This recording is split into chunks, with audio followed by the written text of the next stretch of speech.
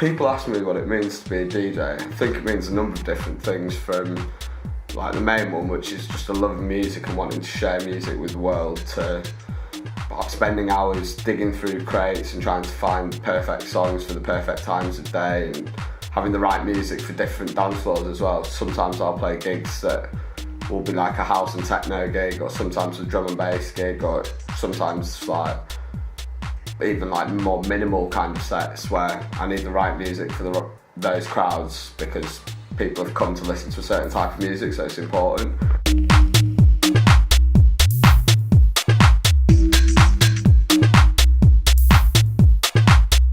Also spending time sort of promoting shows, and yeah, there's a lot of different aspects to what it means to be a DJ. I think you can't really pin it down to one set thing. Spending time just because I love music and want to share it with the world, I think that's the most important thing. With Seedy Records, I think the main reason me and Dan wanted to do it and share music is, especially the music that we're writing, and give ourselves a platform, is music's just something that's generally quite positive. It's a good way of bringing people together, and that's what attracted me to it in the first place.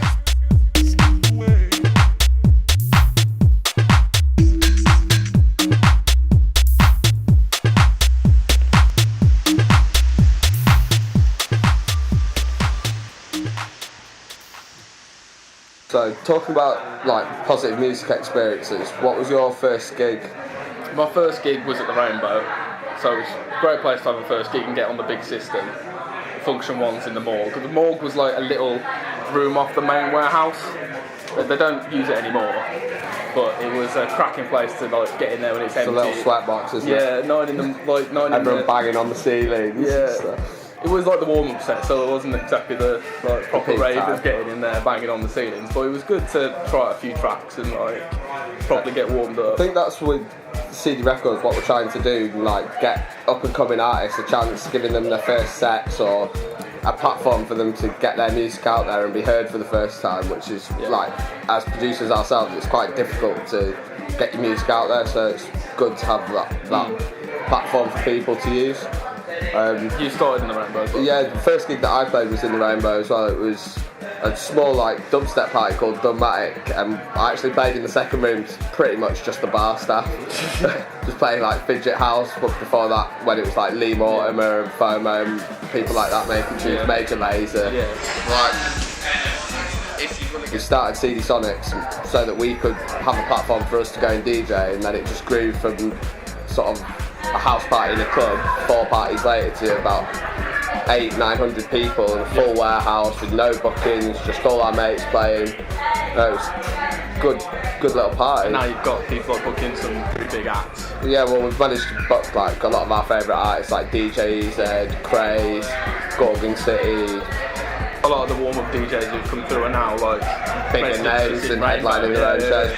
Even Hannah Wants, like she's now a headline act in her own right, and she was sport act for Shadow Child for us a few years ago. It just shows that in a few short years, like how fast everything's developing. It's a normal adult person. Between me and Dan, we've probably got about 8 years combined DJ experience now. I mean, I've been DJing for about 5 years and Dan's been playing for about 3 years now. As DJs, we've also been getting sent a lot of like unsigned music from other producers.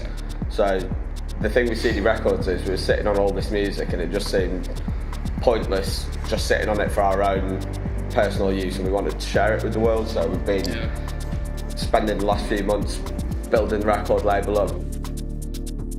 There's a hell of a lot of talented producers working in the Midlands at the moment, and even the up and coming producers, some of the music we're getting sent. I mean, I've been playing things in my sets recently and people coming up in the crowd to ask what's this tune. So it's developing quite nicely, and it's just giving it a platform for all these unsigned people to get their music out there.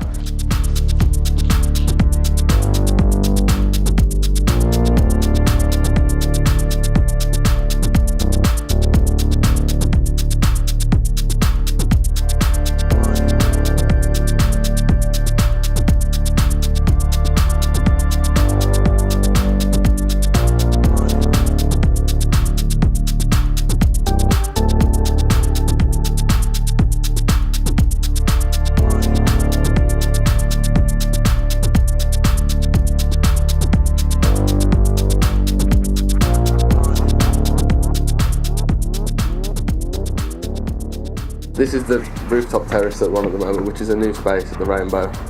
And you've been playing here for 5 years now? Yeah, I've been a resident and sort of been playing on quite a few of the big shows for the past few years. Started like 5 years ago playing for that Dogmatic night that's mentioned before, but this space where we're sat now, the rooftop terrace, didn't even exist a couple of years ago. I mean, the venue's gone through a big refurbishment. I mean, it was a smoking area, isn't it? Yeah, like down there was the smoking area, just in between like the garden and the warehouse.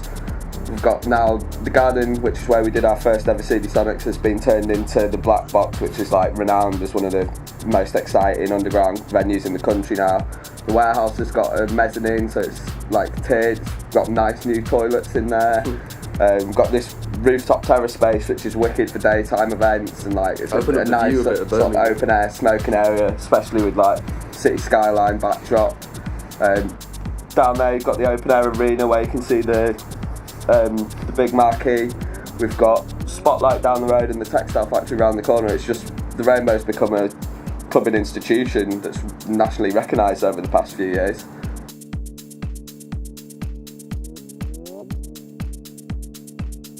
Got your passport? Yeah. I think a lot of the like foreign gigs and foreign shows that we get to play come through the reputation of the brand that we've built up, and also doing things like the launch party for Outlook Festival. We did that a few years in a row. I was involved with the Face launch party when they had that show, and also just the relationships that we've built up with the promoters over the years. Every foreign gig's really good and exciting, but there's two standout experiences. The first being a few years ago at Outlook Festival when we had our own Seedy Sonics boat party with Hannah Wants, Wookie, Close One and me and Luke playing, that went out at sunset. That was just absolutely incredible. And then another gig that we did, which was at Snowbombing like 2 or 3 years ago, playing at the top of the mountain. And then when we finished playing, Mr. Motivator turned up to do his like half an hour workout. His iPod wasn't working, so me and Luke ended up DJing for the half an hour that he was playing. When travelling around, I tend to use the downtime to either work on editing tracks that I'm working on or organising my music.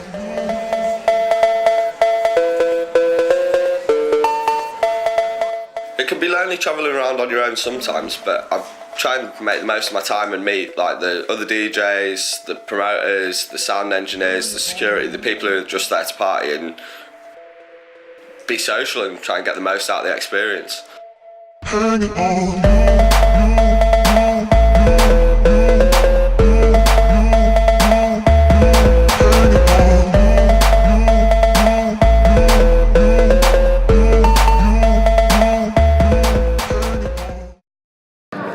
mean, it's definitely one of them things that Seedy Sonics have done. Like, you know, I started off in the warehouse, sort of playing the 10 o'clock set, and then, you know, going into the morgue and playing 1 till 2:30, sort of, you know, being able to grow through the brand is one of those amazing things. I know Dan's been the same, starting off early, getting more peak time. What other like work opportunities has that led to? Like sets with other brands and like. I mean, yeah, because obviously once you become a resident for a brand in Birmingham, it become a bit more recognised within the scene. Your name gets put about on posters and stuff like that. Yeah. And you know, people are actually sort of interested in booking you because they know you've got that experience already. You just got back from going over to play in Austria, didn't you? Yeah, I mean, like the opportunities that Seedy Sonics has led to is that sort of thing.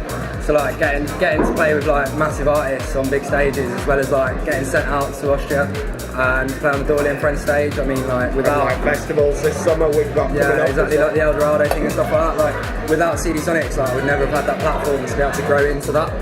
So it's a really good thing. I mean, with me, of course, Seedy Records came out of Seedy Sonics, didn't it? So when you know people like start a label, we just came up with the idea, and if I hadn't been playing at Seedy Sonics, of course, we wouldn't have no one wanted to actually start a label. Yeah, exactly. Well, because me and you were working together a lot at uni and doing a lot of like productions together as well, it just seemed like the logical step. Like we've got both sitting on music that we want to put out, and just working together, sort of giving us an insight into how to run a record label. I know we're starting out at the moment, but we're sort of both getting the business side of that down.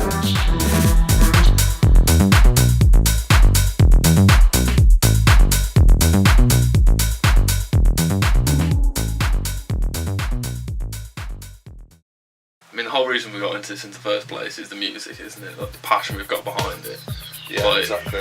Even before we knew we wanted to be DJs, really. Just obsessed with like getting tunes and wanting to share music. So with as soon people. as we got together with it as well, we were just blasting ideas at each other. To be honest, the most enjoyable part of everything involved in being a DJ is the creative side of it, and like making music or putting mixes together. So, and like long term, the view with it is to grow it to the point where we can do bigger and better shows than we're doing at the moment. I mean, there's nothing like playing your own tune out as well to be crap and get get a good reaction. You get feels. Yeah, Good lovely. Seedy.